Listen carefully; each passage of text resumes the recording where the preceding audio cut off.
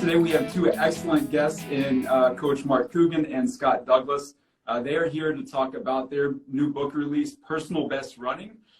These two have excellent insight and plenty of experience in the running world.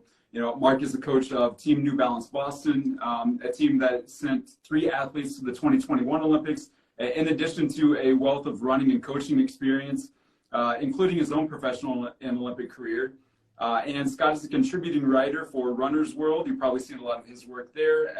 His author also authored several other books, including Advanced Marathoning, Running is My Therapy, MEB for Mortals, and 26 Marathons. So again, thank you so much for joining me today. It's an honor to have both of you here.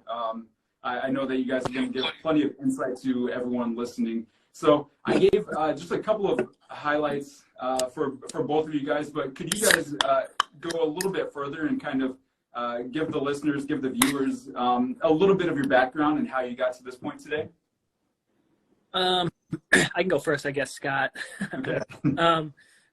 I started running in high school and ended up winning earning a scholarship for track to the University of Maryland. And that's actually where I first met Scott, because one of my teammates was his teammate in high school, and we became friends. We started a friendship in the 80s. And as Scott said a couple of times, when we wrote this book, it rekindled our friendship, which has been great, and it's made me happy. And Scott's a great guy. But I ran pretty well in college, and ended up getting picked up by a shoe company after college, and started running really well. Made like 7 world cross country teams. First kid from Massachusetts to break 4 minutes in the mile, and eventually ended up running the marathon in the Olympics for the U.S. And when I retired from competitive running, I was trying to figure out what I should do next with my life. And running has been so good to me, and it's what I think I know best. I got into coaching, started coaching high school, coached at MIT, Tufts, Dartmouth College up in New Hampshire. And we had some really good success at Dartmouth, and that's when New Balance asked me to come down and take over and start this professional team in Boston. It's quick. Very good, yeah. Yeah, so I started running in 9th grade. I didn't make the Olympic team. I didn't college on a scholarship or anything like that, but I have loved running since the first day I tried it 44 years ago. And it's been a key part of my life, and I've been very fortunate to be able to combine it with my professional life.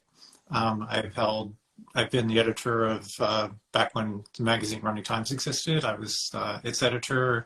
Now, I'm primarily work for Runner's World, and I've written a bunch of books. Have enjoyed writing books for Human Kinetics for a long time, 25 years or so.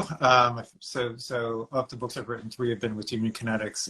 The first was Road Racing for Serious Runners, which is sort of out of print now, but that was with my co-author on Advanced Marathoning, Pete Fitzinger, and so it's nice to it's great to be able to combine my professional skills, such as they are, writing and editing, with my knowledge of and love for running.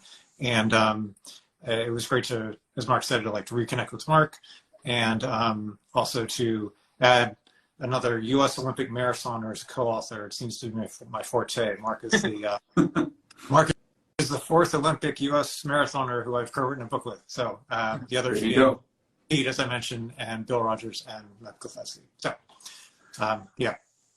So and I still run a decent amount, about 3,000 miles a year or so, mostly just to have something to do. Yep.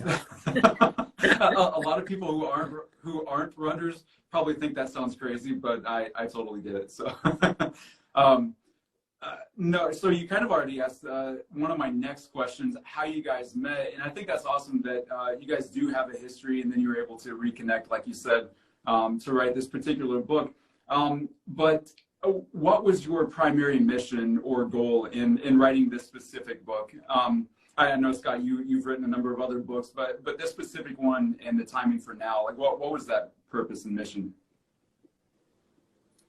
Well, I think that there's a handful of running books out there that are really technical, and when I talked to Scott about writing this book, I said, like, I'm not an exercise physiologist, but I understand the science, but I'm not an exercise physiologist. And Scott was like, if we write this book in a way that you talk to your team or the way that you coach, it's going to be super successful. And I think that, like, the way I treat my team and treat other runners in that, I have a really good reputation of being kind and gentle and kind of doing it, not old school. I'm not like Bobby Knight getting in somebody's face. I don't know how to do it. I think that I have a lot of compassion, and in this day and age, I think that's really important when you can communicate to people, and to the people that I coach.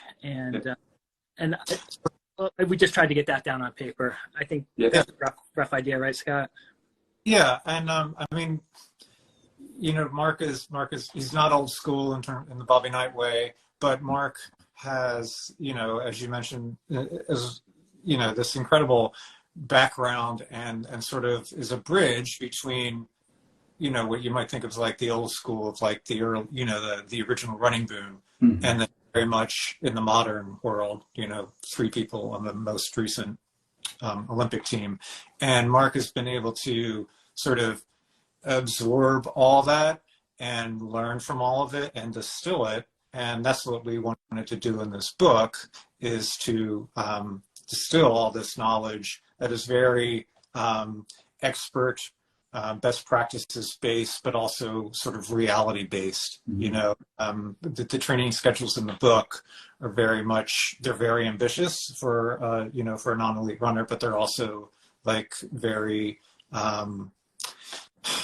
they're made for people who like want to try to do well, instead of talking down to them. So Mark has this great pool of knowledge and ability to simplify what people have a way of making overly and pointlessly complex. And that was what we wanted to do in the book, is, show how to best focus your efforts as somebody who doesn't help you to train, but use the same principles that Mark's athletes use and that Mark used himself in his career to the best that you can be while, holding up all your other responsibilities, things like work, family, little details like that.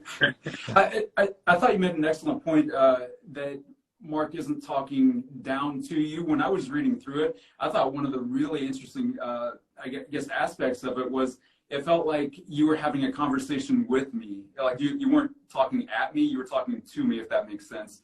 And just like I was one of your athletes that you were kind of coaching up. So I thought that for anyone listening, that is an excellent point to this book. Grab it. It's not like any other running book that you're going to pick up and read or try to learn from. It truly feels like you're being coached up by Mark in this one. That's great, because that's exactly what we tried to do. We wanted it to come across like I was talking to people, like it was me talking. The way the words come out in the book, it's me, how I would talk to the people that I work with. Yep. Yeah. No, it definitely came across that way when I was reading through it. We want to go, and this is right off the bat, and I think probably one of your, probably one of your more important points that you were hoping to get across in the book was that you mentioned your principles, and these are probably your coaching principles that you go through. So if we can, these can be as in depth or as brief as you would like. But I kind of want to go through those 5 principles and just kind of get your insight, maybe kind of explain what those are. I know the first principle you mentioned, be an aerobic monster, which I thought was a very clever way to say it. But what do you mean by being an aerobic monster? So I think this might be a little bit where, whoops, something popped on my screen.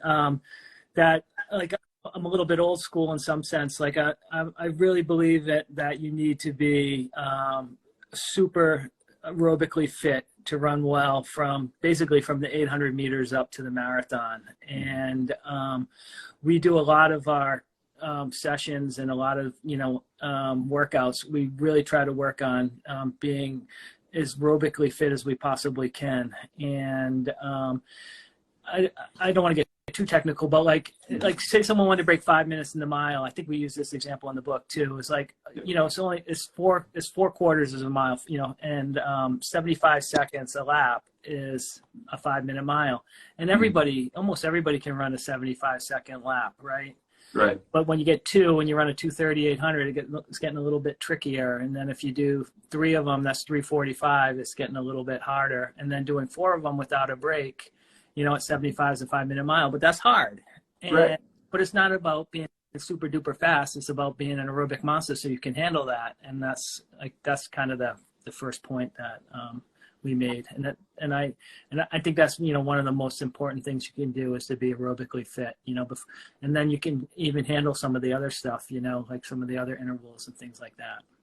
Yeah, and I would add for like the everyday reader that, that doesn't necessarily mean, being an aerobic monster, we're not saying, oh, run 120 miles a week and, you're all set.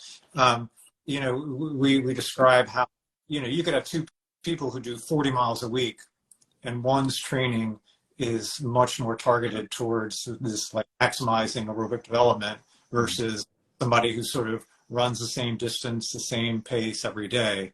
And so that's, it's important that people understand that, being an aerobic monster isn't synonymous with run as many miles as possible. Okay. And that might go into a little bit of your second principle that you had in there, and you actually state 10 weeks of B+ workouts are better than 4 weeks of A+ workouts. Yeah. And that really kind of hit when I was reading through that. I mean, I'll let you explain it, but it sounded like more of like the concept of training smart as opposed to just going all out and completely exhausting yourself. Yeah, totally. I think so. Like what I do with my team is like, that's what I'm saying. Like we'll do, 85-90% of our workouts are probably B+ sessions, and so that's. You're still running hard, but it's definitely not all out. And so you have a little bit in reserve when the workout's done. It's definitely like working on your VO2 max and things like that, but it's not, most of the stuff we're not going anaerobic. And I think it's a really good point, because I was at a track meet in New York City last weekend, and 2 people came up, just random people that I've never met before, said they were high school coaches, and they said, I really like that principle. I'd never thought about it like that, because every kid on my team, they try to kill every single interval that they run, and they're dead. And he's like, I've been trying to get that point across to them. If they're like at 80 or 85% in their intervals, and feel like maybe when you're done the workout, you feel like you could do another one, walk away and be happy with it, that you're not exhausted when you come into a race. And so I think, the way that we came up with that, it works really well. I don't know if Scott had anything to add to that. No. But oh no, I could. So I can relate. Other than that, in college, Mark was an A+ workout guy. Yeah, I learned my lessons. and maybe that's why that's the way you coach now, right? Yeah, for sure. I mean, I definitely overdid it a lot in high school. I mean, in college. Sorry, Scott. Sorry for interrupting you. Yeah, and that within a year of graduating from college, when he switched to a different system that was more of a B+ workout system, made the world cross country team after not making the NCAA cross country final, right? So in college, they got caught up in this like race every workout, and then they have a bad race, 4 days later, and then be like, gosh, we thought we were in shape. Let's train even harder. And it's just a cycle that built on itself. So it's an example of Mark learning from his own experience and applying it now to the people he coaches. Exactly. I think that's a lesson that a lot of people can take in general. Not that you don't necessarily have to go all out every session or every practice. I can relate that. I more recently started coaching track.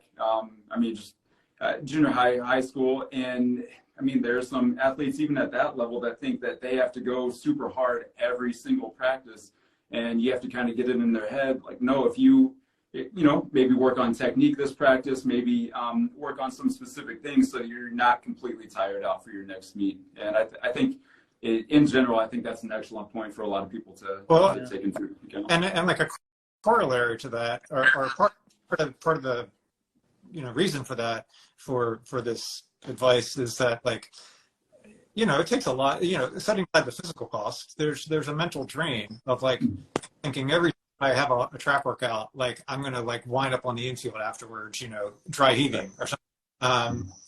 Especially again for like the average reader of our book who's like, working, usually like trying to get in their workouts and stuff before or after work, like to think that like, oh, I have this workout, at 6 a.m. tomorrow, and I'm like, give 100%, it just becomes this mental drain, and a system that more is sort of like you work hard, but you'll walk away feeling like you could do more, is also sort of just mentally easier. And then when it's time to race, then you have this mental reserve instead of having spent it all in training. Exactly. Yeah. Exactly. And I think that goes perfectly into principle number 3, where you suggest to, train and race at a variety of paces and distances. And I guess this could be an example of you don't have to go all out, race pace every single session. But for you, what is the benefit of that? Well, I think a big part of that is with the diversity of running different races, is that you're gonna make each other one better. Okay. If you run the mile, a couple of times, getting ready to do a 5K, then the pace for 5K might feel reasonable. It won't feel too fast. Or if you want to train for a mile, but you race a 5K early, the 15 minutes or 20 minutes or however long it takes you out there, slugging it out, like I'll feel a little bit easier if it's over in 5 minutes or 6 minutes like that. I think, and then when you race in different distances or training different distances, if you're not doing the same thing every day, your body continues to adapt too. It's a little bit like if you're in the weight room and you do the same exercises, same lifts every day, and you never change it up, you're just going to plateau and stay there. You're not going to have any more improvements. So I think that's an important thing. And I think that it also, we'll get to the next point about willpower and things like that. I think it keeps things fresh and exciting, and in a more falling apart by just doing the same thing over and over again and not making it so monotonous. Okay. Yeah. From the training pace standpoint, something that I know of as not being and never having been an elite runner, but having observed, hundreds of elite runners training, is they have so much more variety in day-to-day pace than the average runner does. And there are times, I have a personal story that involves Mark. One year, Mark was it would be the 1995 Boston Marathon. So Mark was in there running, but Mark was in town, and our mutual friend. So the three of us were on a run. Mark, a guy I went to high school, and Mark ran with in college together. And Mark peeled off early, because my friend and I were anal and needed to go longer than like the Olympian. And and Mark peeled off, and my friend turns to me, he's like, "Boy, thank God the pro runner left. Now we can pick it up." Because remember that Mark had a hard workout the next day. And of course, the next day we would have been able to keep up with Mark for about 2 minutes of his workout, right? Mm-hmm. But we were doing what I think a lot of non-elites do, and sort of like every day, sort of the same pace sort of thing.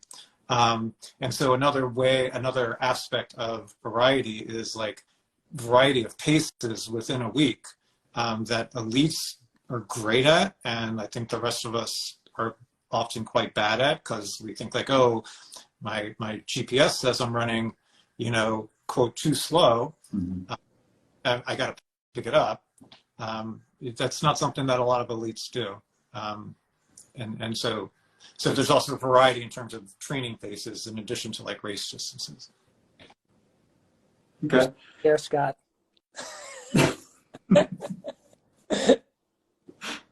That's right. That's right. Well, they just didn't want to make you feel bad in trying to keep up with you. That's all, I'm sure. No. So like you said, going into that fourth principle though, and these are all kind of interconnected. You mentioned staying motivated, and kind of mixing up your workouts will help you stay motivated. I mean, we all know like not every day is going to be perfect. And you specifically say in this principle, get the work in. So what did you mean by that in explaining it that way? A good example of that just happened this morning. I just came back from the track. So we were on the track down in Wellesley this morning, and one of the women I coached, she was just doing 4 times a mile intervals with 3 minutes rest in between, because she's running a 10K a week from Thursday out in Oregon. And it's kind of a crappy day. It's hot and humid here today. It's hard to run fast today. And so I wanted her to run, 5-10 miles if it was a nice day. And but it wasn't a nice day. And I was like, her name's Millie. I was like, Millie, 520 miles today, or is that a 520 effort today is the equivalent of 510, I think. I mean, it's not perfect science, but so let's get the work in. We're not going to get caught up in time, because it's not a day that you can run really fast, and we'll be happy with what we get when we walk away from it. Just get the work in. And she had a fabulous workout. She ran like 5:19, and just it was perfect. And that's 5:15. But if it was 60 and blue sky and no humidity, we probably would have run 5:10, 5:05 or something. And that, I think that's kind of what I'm trying to say there about get the work in. Don't stress over every little thing. Like, your body doesn't know that you're running a 5:20 mile, like your heart doesn't know, and it knows it's doing work. Right. And that's how I approach a lot of stuff like that with the team, because the weather's never perfect in Boston, or if you go to altitude, it's different running up at altitude and things like that. So you have to like trust that you're getting the work in and you're getting the benefits of it, but you can't let it bring you down if it's if it's not perfect conditions. You don't race in a laboratory, so right. you have to go with these things. I hope that makes sense a little bit. No, that definitely made sense there. And then going into principle number 5, this is one thing that, I think we all try to harp on for people who have goals, is consistency. And you say consistency is king. I guess, how can you relate that to your coaching style, and maybe kind of interconnect all of these principles together with that? Yeah. So I think if you take those B+ workouts again, like if you do a lot of A+ workouts, you're probably going to get injured or run down, or something's going to go wrong. So I think, a bunch of the B+ sessions, you're probably walking away from the track without an injury and not overdoing it. So you're going to be consistent in your training. I tell everybody on the team, all the time, missing one workout's not a big deal. So like if an appointment came up and you had to miss a hard workout, or if you're in college and you have a big test the next day, you're up late studying, it's probably okay to skip that workout instead of forcing something in. And I'd rather see you do, 10 good weeks and miss one workout instead of doing 2 good weeks, missing the next 2 because you're sore or dinged up. And if you just do like consistently, like year after year after year, like that really builds on itself too. Like when I first started running, like a 10-mile run was impossible. But by the time I was training for the Olympics or whatever, 10-mile run was my morning run almost every day, then going back out again. So it was just like, I was really consistent and didn't get too dinged up or too many injuries along the way. And if you're injured, you can't race. Right. Like most people that are reading this book, like if they're training for a marathon or something like that, it's much more important to be consistent, through your 3-month buildup or whatever your buildup is, or whatever plan you're following, to just, to take care of yourself along the way and try to be as consistent as you can. And I think, using some of these principles that we just talked about, that's going to let you have that continuity in your training and have a nice a nice build up without too many, setbacks, Yeah. And we did say in the book, like setbacks happen, and you can adjust, and you try not to let it get you down. People get sick, people have hard work weeks, people have to travel when it's unexpected. You have to, if you can say that's okay, like I just had 6 good weeks, so I'm gonna have a bad week. It's not gonna ruin my fitness. I'll try to do what I can on this trip. Maybe I won't do the workouts, but I'll get a half hour in every day or 4 miles in or whatever. And when I get back home, I'll just get back on one of the programs and keep building off of it. And you'll still have success. You'll definitely still have success. Right. Well, what are some things that you've observed, Scott, as far as consistency? Maybe some of the people that you've covered and worked with? Yeah, I would. We're on Instagram, but it's sort of a like, don't be an Instagram runner. Don't be a runner. I'm not saying don't use these things, but like right. the things that like, hey, I did this amazing thing today. It's like, that's great. What'd you do the other 6 days of the week? Mm-hmm. The sort of slow, boring, steady accumulation of not only B+ workouts, but sort of B+ weeks, and B+ just days over time is what's going to get you there in the long run. Mark has tons of stories where as sort of the young guy, a little eager to show himself against these much more accomplished guys, but also, smart enough to know to learn from them, where, they go and they do a track workout and Mark's like, really? That's it? That's all we're doing today? Right? And, these people who are like a guy, like one person was Arturo Barrios, who at one time held the world record for 10,000 meters. It's like, that's enough for today. We'll be back here in a couple of days. And it's that sort of, not just approach in terms of the physical stuff, but sort of mental approach that, to me really speaks to consistency of, instead of like, hey, I'm really fired up today and I'm going to go out and kill myself in the workout. The people who have the greater, any runner is going to have more success, be able to reach her his potential more by sort of being that sort of slow simmer, consistent person. That's the people who at Mark's at world class level, the people who stay there for a long time have that sort of slow simmer, rather than they're really into it, then they're not into it, then they're really into it, and they're not into it. Yeah. So it's an overall approach to consistency that all of us can learn how to implement. Yeah, I think that, like another example, like just this last weekend at the track meet down in Manhattan, I had 2 women run the 800, and the U.S. champs are next week, so it's only a couple weeks away. And they ran the 800. They ran very well. And when I went back talking to them after, they're like, "What should we do now? We should do some more work." And I was, let's just call it. Let's not get greedy. You just ran well. The nationals are 2 weeks away. Let's leave this on a high note. Let's not go slug something now, right? Let's just get back to Boston and have a good session on Tuesday, which they had this morning.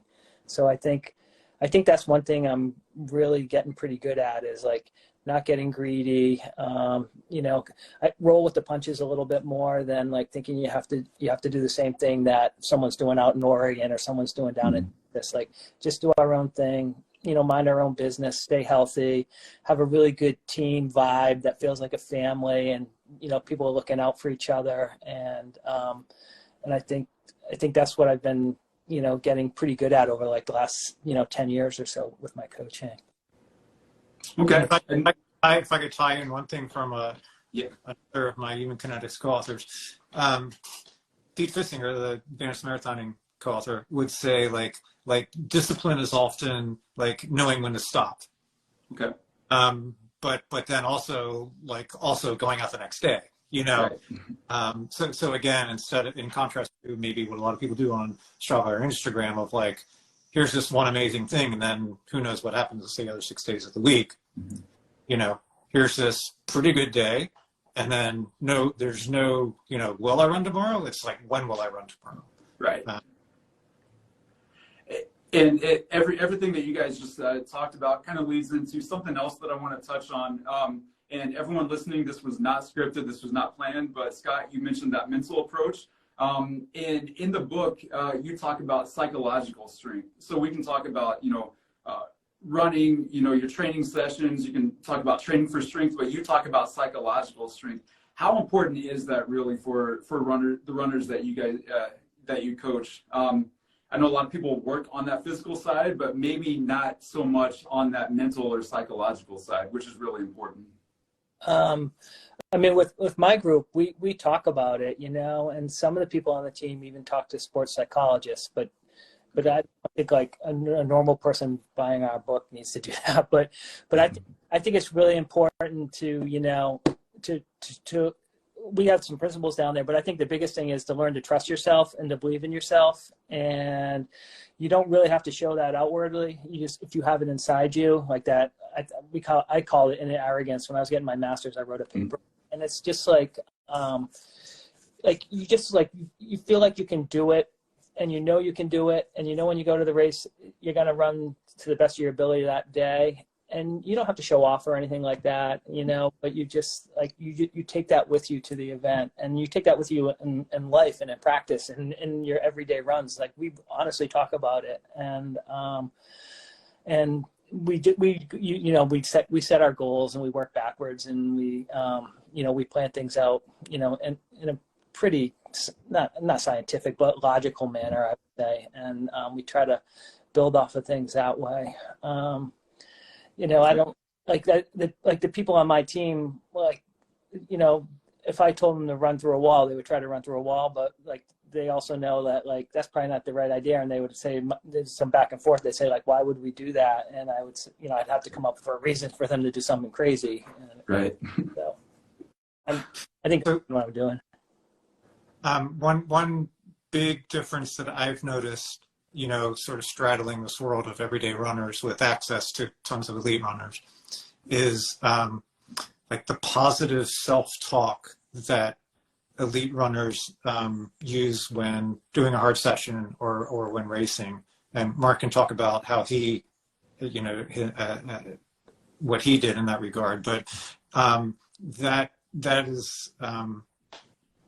has been eye-opening to me over the years.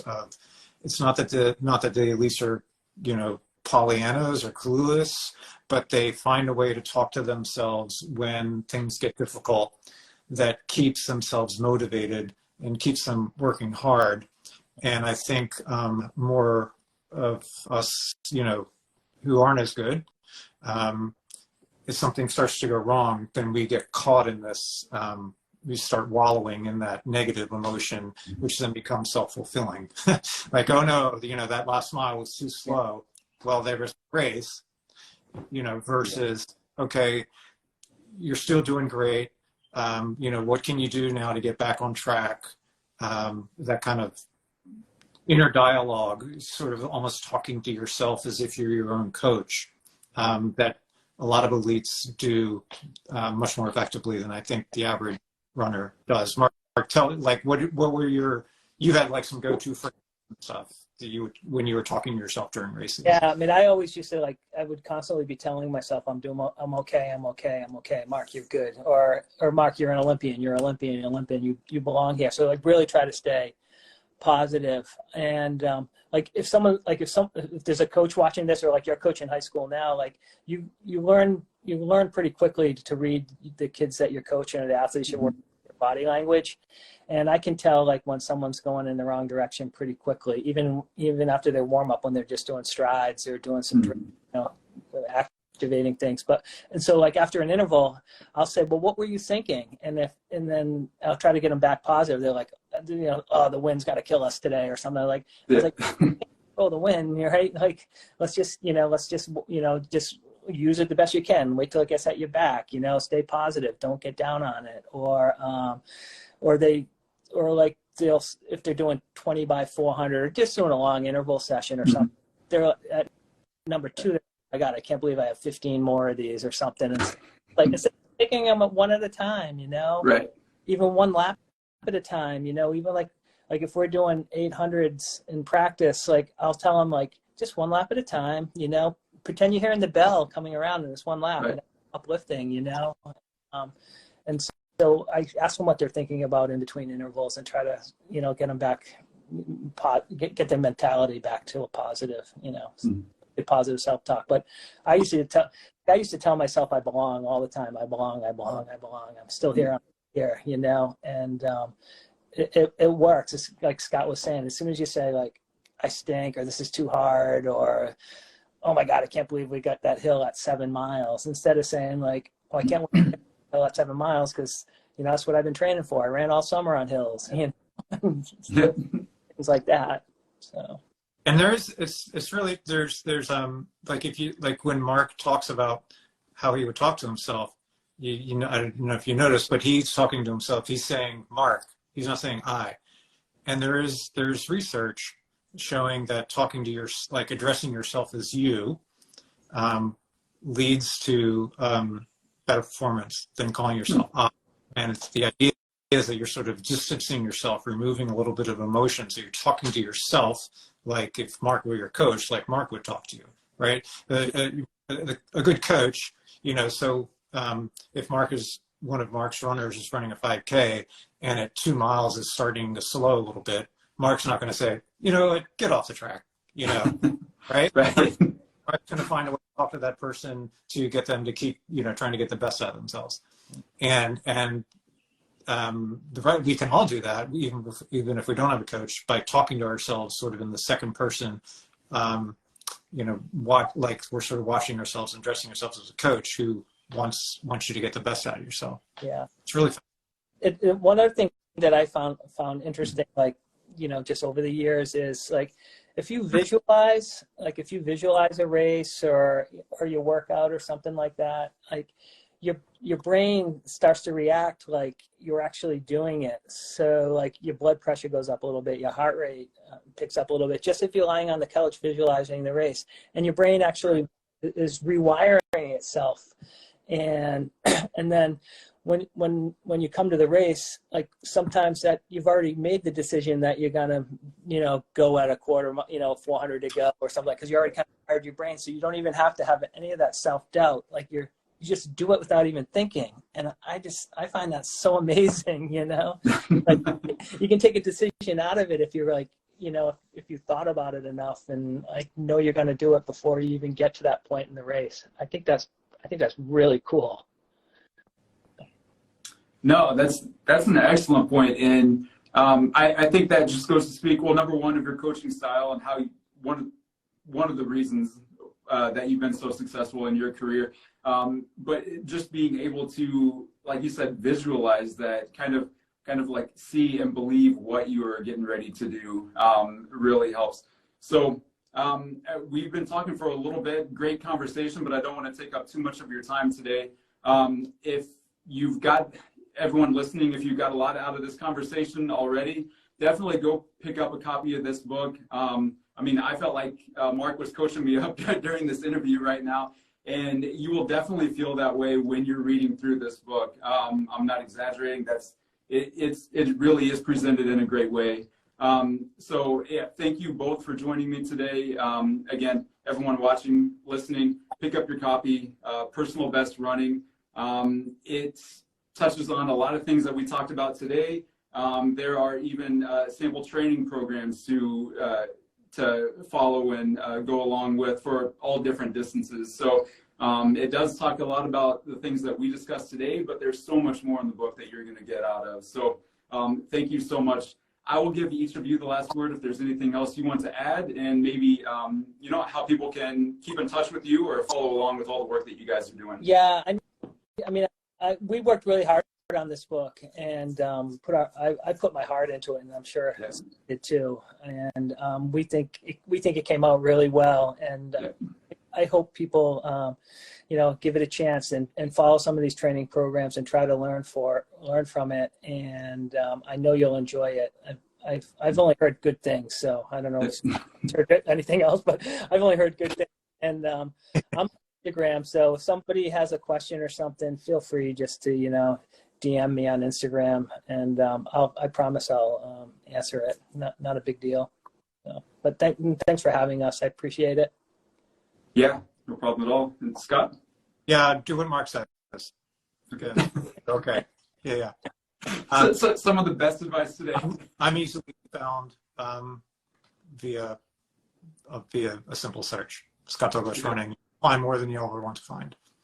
All right. Yeah, again, great conversation. Pick up your copy. It's on our website, us.humankinetics.com. It's on Amazon. You can find it in a number of places, I'm sure. So again, thank you so much for jumping on for a little bit today, and we will talk to you soon.